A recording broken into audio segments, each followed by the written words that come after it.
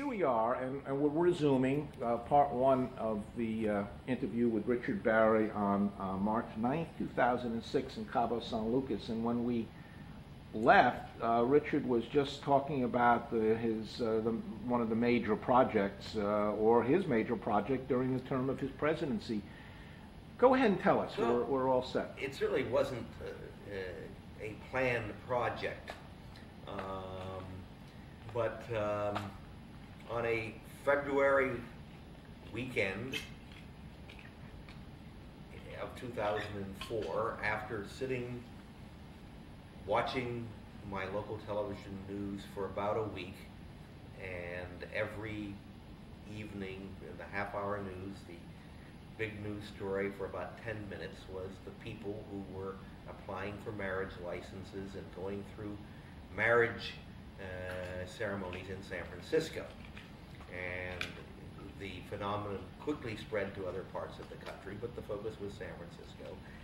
And I noted in watching the news that the people on television were experiencing some absolutely fantastic joy at being able to go through a marriage ceremony.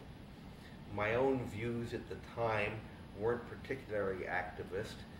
They were says, why should I care who gets married, and why should I care what same-sex people who have a relationship that is intended to be a permanent relationship, why should I care if they be married? And I really didn't. But in observing that joy,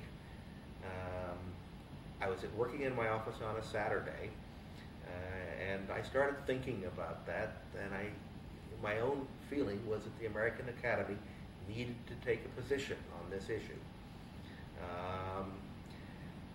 I went into my presidency saying, let's avoid controversies. I think every president goes into a volunteer presidency saying, I don't want a controversy in my year. And I sat in my office, put my feet up on my desk, and leaned back in my chair for a while and weighed the avoidance of controversy versus this is something that the organization with our motto of preserving the family, I thought should take a stand. How can we say our motto is to preserve the family and avoid what was a historic debate about what the definition of family was? So later that afternoon, I emailed the Board of Governors and the Executive Committee separately. The members of the Executive Committee are members of the Board of Governors, but I wanted them to know separately that I was going to put this on the agenda at the March meeting, which was less than a month away. I did. That email went out, and although the email included please let me announce this to the fellowship, please keep this to yourself, I expect to have an email out to the entire membership by the middle of next week. It got leaked out. It didn't get leaked out on purpose. It was really an accident that it got leaked out, and I immediately started getting scores of emails a day from people in the Academy, mostly supportive. Tell me about the Board of Governors' reaction to the ultimately drafted resolution that was submitted to it. You're talking about November, not because we did discuss it at great length. It was a very impressive. Okay, no, I'm sorry. I'm talking about the underlying discussion, which ultimately resolved in November. I'm sorry. I mean, what happened in Maui, and bring us through that a little bit. By and large, the process, I shouldn't say by and large. I think the process was very rewarding. It was clearly a subject about which people had very, very strong views. The debate was conducted with great respect for other people's views. I think it was certainly one of the highlights of the Academy history. Yeah, not to unduly encourage you, but I can tell you, and this is why I'm going into this to this extent, I have personally never been prouder to be a fellow in the American Academy of Matrimonial Lawyers than the debate that occurred in Maui having to do with this issue.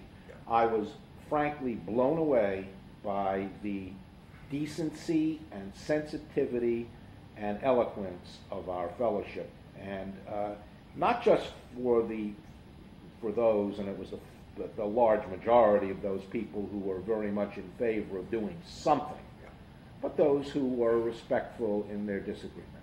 It was, to me, our finest hour.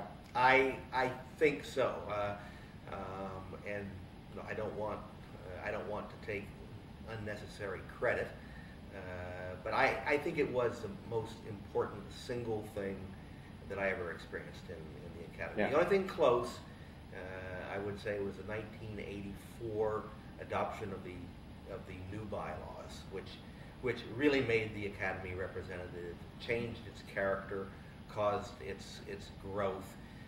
I remember Jim Friedman back in 1984 had said, some of us have held positions of importance in this organization for years, and we've enjoyed that.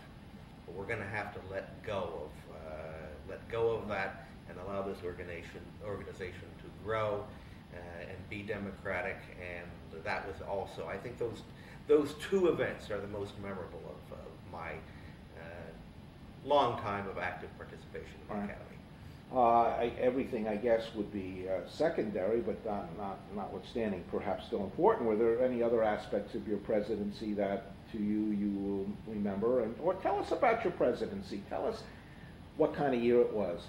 Well, it's a fast year. It goes by really quite quickly. I genuinely enjoyed dealing with the media. People had warned me about how the media tries to trick you and they misquote you and they badger you. I enjoyed dealing with the media. There was nothing else in my presidency that I think was particularly memorable. You don't really have an opportunity to do a whole lot and have any semblance of practice of the law. I was very happy with the Maui meeting. It was a great meeting. I thought it was a very good meeting. Things turn out, you can't always prepare for anything, but when we went on our whale watching cruise and found ourselves right in the middle. Two of them. Two of them. Right in the middle of two groups of whales frolicking and a mother with her calf. It was a very good meeting, and people had a very good time. And even the people who had historically said it's too far to come from the East Coast all the way to Hawaii, and it probably is. I think everybody enjoyed that meeting. And you were president after who? Sandra Morris. Sandra Morris. Yes. And so you were immediately after her. Yes. And you preceded who? Barbara Hancher. Okay. Tell me what your impression today is of the Academy, even though you're just 2 years out of your presidency. Well, tell me what you think of the Academy today. I am still excited about the Academy. I've always had great respect for the Academy. I give the Academy great credit for me achieving what I've achieved in the practice of family law. I think knowing people throughout the country and having hopefully the respect of people throughout the country has been very much responsible for what I have been able to personally achieve. I have some concerns with the Academy. I have some concerns that the Academy is not sufficiently observing what is happening in the practice of family law and adjusting to that. On the other hand, I consider myself to be of the old style family law attorney. I am a trial practice attorney. I always remind people that a trial practice attorney settles 95% of their total cases. I dislike the dichotomy that's been developed between collaborative law and mediation and things of that nature, because I think those of us who have practiced family law for 40 years have done those same things.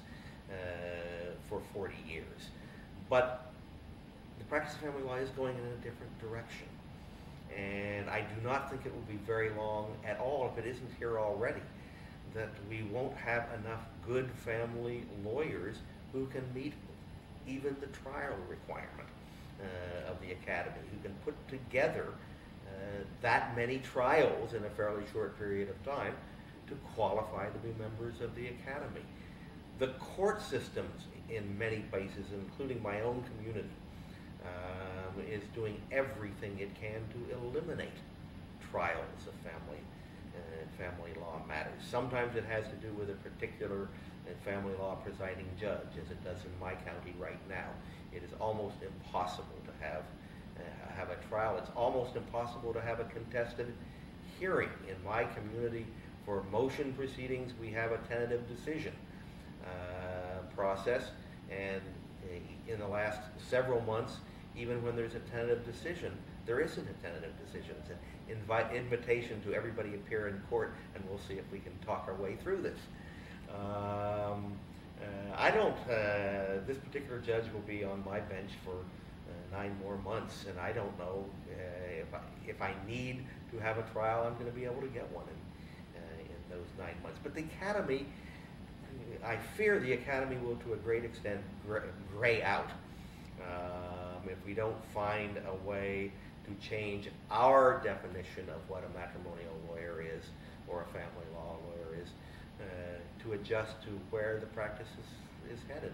Well, you point out that 95% of your cases are resolved short of a trial, and would you not acknowledge that one of the reasons you've been effective in resolving these difficult cases, and you don't get easy ones, is because of your willingness to go to the mat if necessary and as a last resort? Well, that's what I think. Yes, indeed. But there is another part of the practice of family law that isn't doing that. It's that any settlement is better than a trial, and sometimes very bad settlements that come out of mediation just because that's what's happening. You were also the president of the International Academy of Matrimony. I was. As Mr. Shainberg, who... Yes. And what years did it precede your presidency in the American Academy? It did. And his came after? His came after. Okay. Did you know that Washington State has been eliminated from the Pac-10 tournament? I think the Washington State University was probably eliminated from the Pac-10 tournament in early November when they played their first basketball game of the season. I love my undergraduate university, but they have almost never played basketball on a competitive level. As well as they play football. There's no occasionally rational football. reason. Yeah. Tell me, are there anything else that you would like to add at this point? Well, I've sat through 2 previous interviews, which you conducted very well. Mine has been about twice as long as the other 2. In fact, combined probably Well, there was longer. substance. So I think I should shut up. No, that's all right. There were times that people used to say, "Barry, shut up." Or think. Yeah, and deservedly so. Okay, well, thanks very much. It was fun. Okay.